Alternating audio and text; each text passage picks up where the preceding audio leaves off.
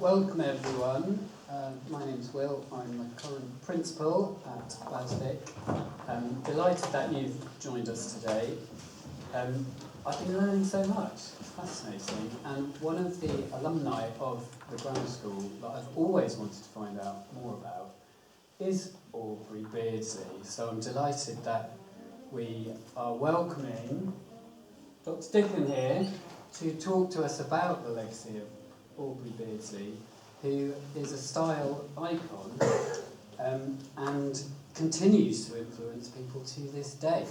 So without further ado, I'm going to hand over to Dickon. Thank you very much. Hello.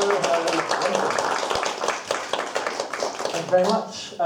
Can you all hear me okay? Marvellous. This talk is called From Oscar Wilde to Harry Styles, the Camp Legacy of Aubrey Beardsley. My specialist area of research is camp rather than Beardsley. So I'm hopefully going to give you little connections that you may not find elsewhere, particularly about this very slippery word, camp, and why it relates to Beardsley, and why it relates to Brighton in particular. So, who was Aubrey Beardsley? I should explain who he was before we go any further. Well, he was an artist of the late 1800s who mainly made black and white illustrations. And he became so famous in his day that the 1890s have sometimes been referred to as the Beardsley Decade, or the Age of Beardsley. He was born here in Brighton in 1872, and for 3 years, from the age of 12 to the age of 16, he was a student of BHASVIC in its former incarnation as Brighton Grammar School for Boys. He was a boarder.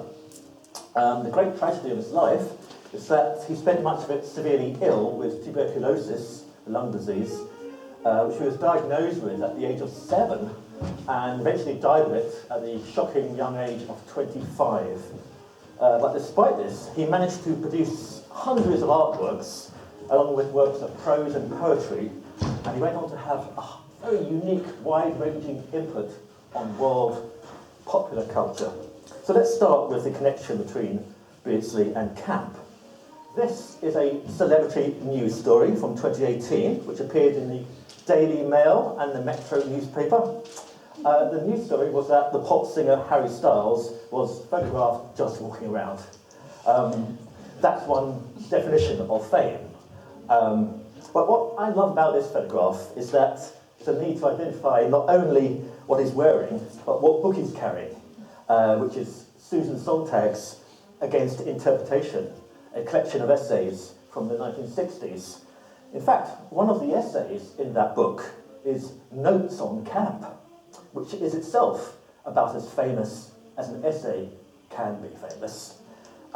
It's essentially an intellectual analysis of what the word camp actually means. The first one of its kind, and even today it's heavily used. If you get any kind of article about what camp means, it nearly always references Susan Sontag's essay, Notes on Camp, even though it's from 1964. She pretty much was the first person to take it seriously. And in 2018, and one of the examples of camp is Aubrey Beardsley, I should make that clear. But I will be making it clear again in a minute. But it's just been announced in 2018 that Harry Styles was to be a host at a major event inspired by this essay, Notes on Camp. So this photo shows that he was doing his homework. Now the event in particular was the New York Museum of Metropolitan Art's Met Gala, a world-famous red carpet fashion event. It's held every year to promote the museum's main summer exhibition for the fashion department. And in 2019, the theme of the exhibition was camp, based on that essay by Susan Sontag. Inside the exhibition, every line from the Sontag essay was mounted on glass display cases and illustrated with objects from the museum's own collection. In this essay, Sontag defines camp in the sense of frivolous and unserious, but in a very particular way, with a sense of exaggeration, of self-aware parody, and of too muchness. As examples, she names Tiffany lamps, as you can see an example there, women's beaded dresses of the 1920s, and Aubrey Beardsley's drawings. Now, unfortunately, this particular Beardsley drawing is a little too naughty for me to show you in close-up. It's from his illustrations to the ancient Greek comedy Lysistrata. Is that how you pronounce it? By Aristophanes. In fact, the Victorian playwright Oscar Wilde once described Beardsley's art as having the air of a naughty schoolboy scribbling obscenities in his exercise book. And there is certainly that element in a lot of Beardsley's work, but not all, thank goodness. So here's an example of a family-friendly Aubrey Beardsley drawing. This is from his collection of drawings to illustrate the play Salome by Oscar Wilde, published in 1894. And the artwork was made in 1893. This is camp in the sense of the absurd use of exaggerated shapes and decorations, a sense of too muchness, camp in a drag queen sense, but also camp as in playing with gender. The figure on the left is a woman, Salome, while the one on the right is a man, and maybe his knees are the main indication. He's a captain of the guard who's guarding John the Baptist. But it is hard to tell which is which. The theme of peacock feathers in Salome's amazing dress here was a feature of another Beardsley artwork that was included in the Met Museum's exhibition on camp. It's his design for the Salome book cover, which is just a crowd of peacock feathers. In the museum, as part of the big exhibition on camp, it was displayed alongside this black and gold cape by Alexander McQueen to show Beardsley's influence on the fashion world. This is the finished book cover for Salome from 1894. So you can see the ornateness, a sense of exoticness, but also there's a touch of the Art Nouveau in the sense of sinuous curved lines from nature, and also the movement of aestheticism, which really was about the cult of beauty, beauty for its own sake, art for art's sake, and particularly peacock feathers as a great symbol of beauty. But the title Salome, and indeed the content of Wilde's play, shifted this book from Art Nouveau and aestheticism more into what we call decadence, which is the movement of intense emotions, sin, indulgence, pleasure, death, and desire. Now, there's been other books about camp, as well as notes on camp. This is from the 80s by Mark Booth, and he wrote an entire book about the meaning of the word camp. And decadence has an intensity which can cross over into exaggeration and absurdity. And that's where the crossover between decadence and camp comes in. Strong looks, as it were. And Beardsley himself cultivated a strong look in his own personal image at a time when almost every man in the Victorian age had facial hair, had moustaches and beards. Beardsley remained clean-shaven and pretty much tried to look as if he was still a little boy, even though he was about 21 or 22 in that photograph. And here he had this dandified image. He carried a cane aloft as well, and always wore that bow tie. And he projected this image of being unmanly, a kind of soft masculinity. And this caricature by Max Beerbohm is kind of taking that idea of limp wrists to the extreme. You see just how limp his wrists are. Those are pretty limp for wrists. And it's the idea that it's quite a cruel caricature, but Beardsley himself did quite a lot of cruel caricatures. And it's the idea that he himself can be a symbol of camp, and enough to just be next to the title. Booth in the book actually then goes on to say that Aubrey Beardsley's art is something that we can call camp with total confidence. Another book about the idea of camp is this amazing one by Robert F. Kiernan from 1990 called Frivolity Unbound, the camp novel. And that's a whole other argument about what a camp novel is. But what I'm really interested here is that for his one image, what he put on the cover of a book about camp, he shows Brighton Pavilion. And he says inside that the pavilion is camp due to its sense of excessive stylization and its heady aesthetic of the exaggerated, the theatrical, the passionate, and the naive. So we can make a direct camp connection here between these two symbols of Brighton, being global symbols of camp. We have Beardsley and Brighton Pavilion. Indeed, Beardsley was a regular visitor to the pavilion when he was growing up in Brighton, and he referred to it with fondness in his adult letters, even when he was living in London or France. Across the road from the pavilion is Brighton Museum, and there's a little display about Beardsley in its Queer the Peer display upstairs, which includes a copy of the Yellow Book, which is, I'll talk about that shortly, some original artwork for the Yellow Book, and a photograph of him as a child, which it doesn't look that different from when he was an adult. And this unique object here, which is a Medal of Good Conduct from Brighton Grammar School, or BHASVIC as it's now called. A.V. Beardsley, Aubrey Vincent Beardsley, for good conduct, Christmas 1888. The school motto, absque labore nihil, nothing without labour, is on the back of the model of the medal, and indeed it's on the entrance to this building. Nothing without labour is actually a pretty good lesson for Beardsley, because he had a very short life, but he got a lot done. He did a lot of work, hundreds and hundreds of illustrations produced, despite his ailing condition and his short life, which was no surprise to him or anyone else. And he had TB from a young age. And he was encouraged by his teachers at the grammar school to channel his creative talent into contributing to school events. He performed in school plays, he read his poetry at school events, and he wrote a play for the school to perform in his absence after he left, called A Brown Study. And he continued to keep in touch with his teachers after he'd left. One of his teachers, Mr. King, actually collected Beardsley's juvenile art.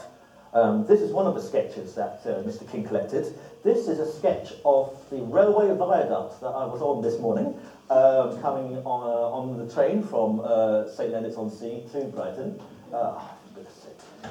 There's something that's got on my control. Shut down your PC, turn it off. Thank you. That was close. Yes, so this is from a school exercise book by Beardsley. The exercise book is now in the possession of Princeton University in America. Should really belong here, really, shouldn't it?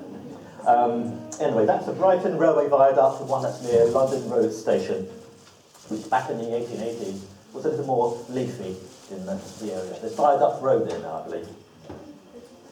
And this is some caricatures by Beardsley, as a schoolboy, of his own headmaster, Mr. Marshall. There's actually a wonderful bust of Mr. Marshall in the main hall.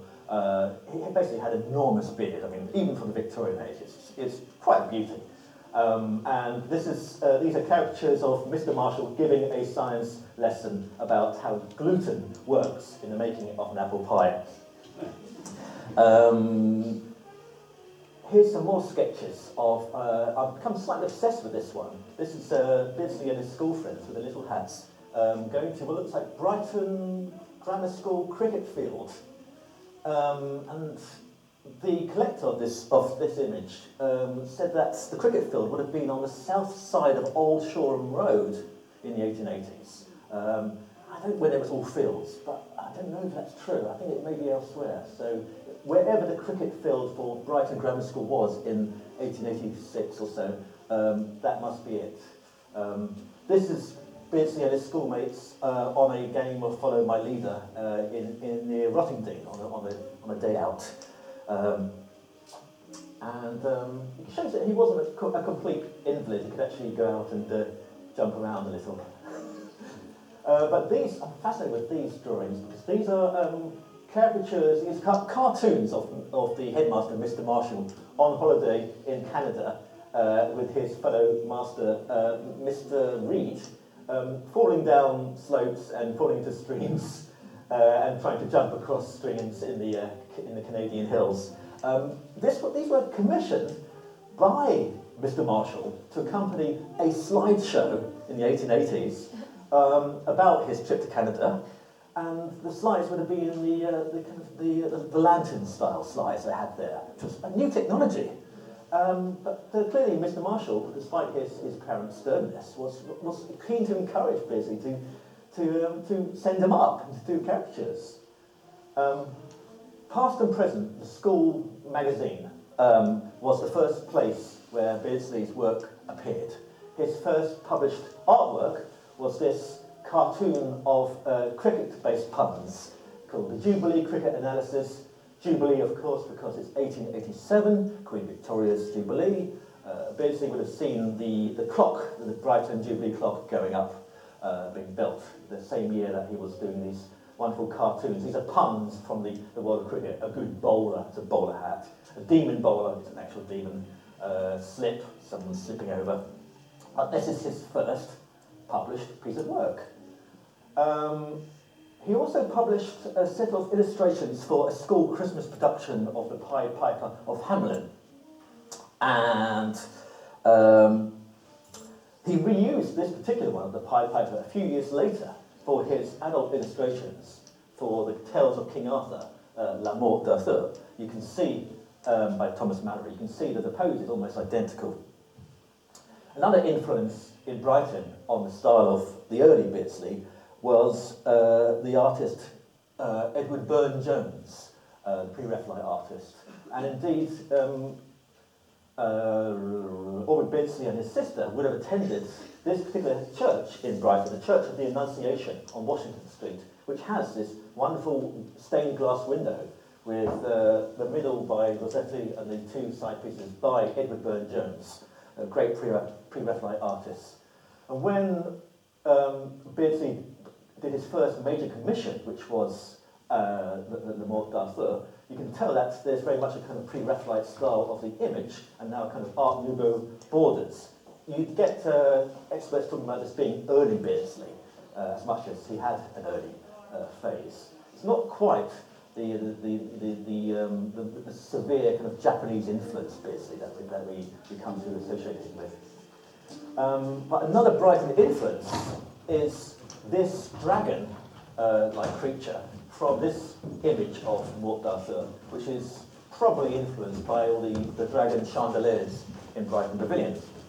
And there's a companion piece for to illustrate Siegfried, the Wagner opera, which has another dragon, just like see his head there, kind of snake-like Chinese-looking monster, which was very much, various scholars on the agree this was very much influenced by the Dickon you can find at Brighton Pavilion.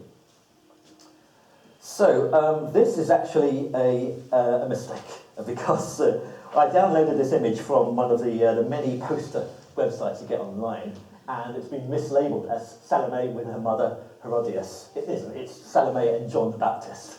But this perhaps goes to show just how androgynous Beardsley's artwork is. Indeed, which is which, you might think. That's Salome on the right, with the breasts, and John the Baptist is the very androgynous-looking figure on the left.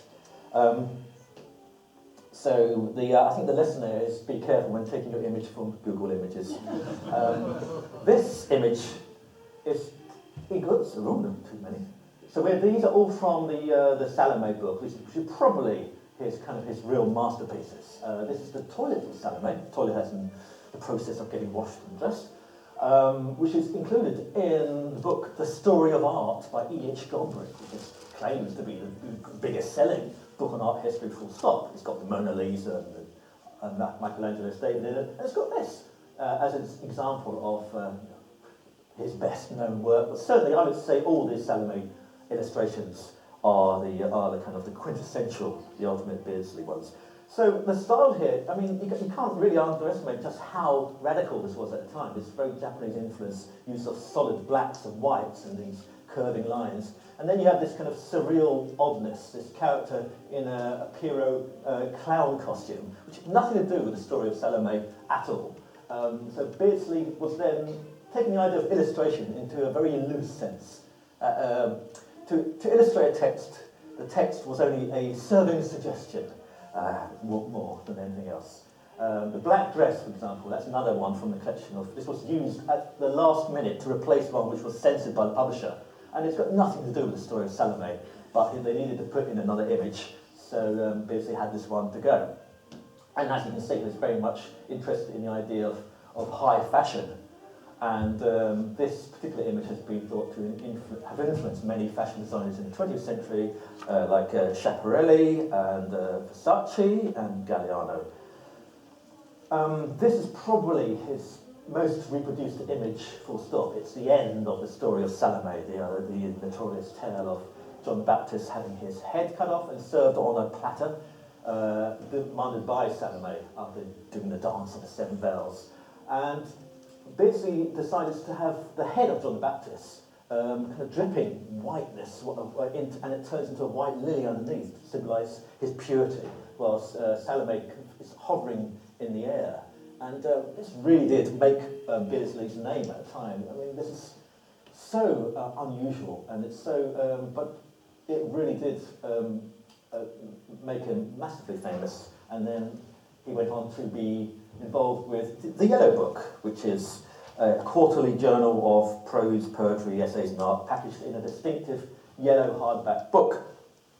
Beardsley was the art editor who designed the covers and provided artworks inside. He actually stipulated that Oscar Wilde should not be involved at all, because by this point he'd been so associated in the public mind in the Salome book with Oscar Wilde that he was doing his best to distance himself and present himself as his own man, not just Wilde's little poodle, as it were. But the association was hard to break. The Yellow Book was hugely successful and really made Beardsley into a celebrity. But in 1895, a terrible thing happened. Oscar Wilde, the celebrity wit and playwright, was arrested, convicted and sent to prison for gross indecency. The rumour went around that the police were, when they arrested Oscar Wilde, that he was seen carrying a copy of the Yellow Book. Scholars have since argued about whether it was the Yellow Book or a book that was yellow. The last I've heard is that it was actually the Yellow Book, but that's an ongoing dispute. But so what definitely happened was that Beardsley was fired from his position on the Yellow Book by the publisher, and his career never really recovered. He wasn't quite disgraced, but he certainly was. His income took a dent, and his regular income certainly took a dent. What I find interesting here is that the Yellow Book continued after the first 4 issues with designs by another artist, but they're clearly in an Aubrey Beardsley style, just a bit more family-friendly. So even in his own lifetime, Beardsley was hugely influential, and people were already trying to copy his style, and that happened very quickly. Imitations of Beardsley's style continued into the 20th century. Often when satirising the 1890s, there was a solid trickle of exhibitions and books and books about him, but he achieved a significant revival in 1966 when the V&A put on this major exhibition of his work, which had an amazing effect on the young swinging 60s style, and indeed Sontag had just named Beardsley as an example of camp, and camp was now being used everywhere by people like Mary Quant and so on. It was a time of androgynous looks and this kind of use of humour, this kind of Mickey-taking use of categories, which is very much a camp thing. You might think of the Batman TV series being a kind of camp version of Batman. And this album cover by the Beatles, the biggest band in the world at the time, clearly uses, it's Klaus Voormann as the artist, but these are Beardsley-esque portraits of the Beatles, perhaps not looking androgynous, but certainly looking very, I would say, Japanese-like, particularly John Lennon on the right there. And of course, Beardsley was one of the figures on the front cover of Sgt. Pepper's Lonely Hearts Club Band, one of the many heroes, along with Aleister Crowley and Oscar Wilde on the cover as well. The ones which were removed were Hitler and Jesus. But that's a whole other story if you're into the Beatles. But certainly Beardsley was massively famous in the mid-1960s. And certainly there is a connection there with a kind of almost like a similar haircut to the Beardsley haircut. Clean-shaven, that's kind of soft masculinity. People now talk about the Beatles' softness in their mop-top days. And so they were very hip in the 60s, Beardsley drawings. This is a still from the film Carry On Loving in 1970, which is one of those Carry On films which hasn't dated very well because it tries to feature contemporary age. And there's a scene set in a swinging London flat. I mean, it's already a bit too late. It's 1970. But this is the idea of what young people in the 1960s would do, how their flats looked. And here you have the peacock skirt by Aubrey Beardsley turned into a poster. It's been doubled and mirrored, and it's just one part of the swinging 60s decor, along with op art and kind of camp, colourful furniture and so on. So this is a nice indication of the way that that 1890s decadent camp had now been turned into the kitsch Sontagian 1960s camp. And of course, there's a kind of third kind of camp in the Carry On films, which is the seaside postcard camp of Eric McGill, 1940s, 1950s, which by then was kind of getting a bit old-fashioned. So you have this different collision of campness in this one image. And the whole effect of Beardsley on the fashion scene really kept continuing, still is. In the 1960s, you had Bieber and Granny Takes a Trip and other boutiques using Beardsley's prints, which were out of copyright, which helped. But they could be easily reduced. And this is a user of Instagram in New York who's just bought a vintage 1970s dress based on a Beardsley print, and holding the Instagram pose, which is very much the idea of a kind of contemporary dandyism, isn't it? The idea of our own self-images on Instagram and the way we project ourselves to the world. I would say that's a kind of dandyism these days. Today, we can go back to Harry Styles, who we opened with, because he works with fashion designers like Alexander McQueen, and here he is wearing a McQueen suit, which is clearly influenced by Beardsley's clear line style. As with the Beatles, Harry Styles is well known for embracing soft masculinity in his performances. He didn't call it queer baiting, but certainly it's the idea of playing with unmanly images. In fact, he goes one further by wearing a full Pierrot clown costume on stage, which is rather like one of Beardsley's regular recurring motifs, which is a Pierrot clown. And he's looking similar, maybe not a deliberate Beardsley reference, but it's in the same tradition of kind of camp, soft masculinity and performance. And I would argue that the comic book Heartstopper by Alice Oseman is in the same tradition, clearly influenced by Japanese art, which we would now recognise as manga, which has a huge appeal today as a style of otherness. It's used here to tell the story of sexual otherness, a romance between two British schoolboys. But otherness has always been one solution to the perennial problem of the young, how to rebel against your elders and conform to your peers. So the otherness has always come in use, which is why Beardsley's always been popular with young people, and now manga is very popular as the default artwork of the internet. And it's a good way of creating art on the internet, because this was originally a webcomic, and it's very, digital art is very easy to do in this kind of clear line style. Now I've just published my own contribution to the legacy of Beardsley, which is my book, my collection of online diary entries from 1997 to 2007, when I was in various indie bands, wearing makeup and suits, not so much makeup now, and DJing at various clubs and parties. I had this cover commissioned by the artist Lawrence Scullo to do me in a kind of yellow book Beardsley style. And indeed, the yellow is very eye-catching. If you get this book, and I do have copies to sell, then it does stand out on the bookshelf. In this age of attention-seeking, I think the yellow, I mean, it must have looked a riot when it was on sale in Victorian times, but this a yellow book is still quite a good way, good colour to catch the eye. And I'm quite pleased to report that when this image went on Blue Sky, it was censored by the automatic AI as obscene because of this figure, which looks a bit sexually dubious and naughty in that Beardsley way. And it's not really, I mean, they've got claw feet, these creatures, so it's, I don't think it's at all obscene, but I like that idea of being too camp for an AI. Perhaps that's a way forward now. I like to think Beardsley would have approved. Today, you can find a physical tribute to Beardsley, as a previous speaker talked about. There's a plaque, or plaque, to his birthplace on 31 Buckingham Road, and it was put up in the first programme of Brighton plaques by the council. They also chose a writer, Charles Dickon and William Gladstone. And it mentions his time at the grammar school and that he was a master of line. So he was deemed to be famous in the 20s as a Brightonian.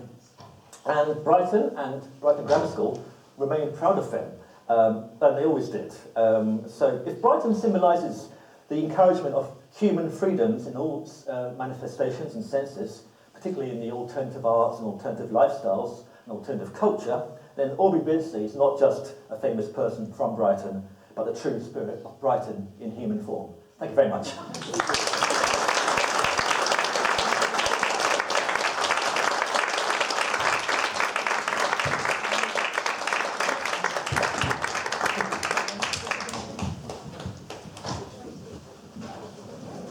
Thanks everyone. I keep thinking in the library we're going to come across a book with a Beardsley doodle in it at some point, but sadly I think maybe all the ones from the 1800s have been cleared out by now. Or America. Yeah. Or the V&A. There is one more talk I think at the Drama Studio now, and stories going on until 2 p.m. But thank you very much for coming and listening to that really interesting book. Thank you for having me. Thank you.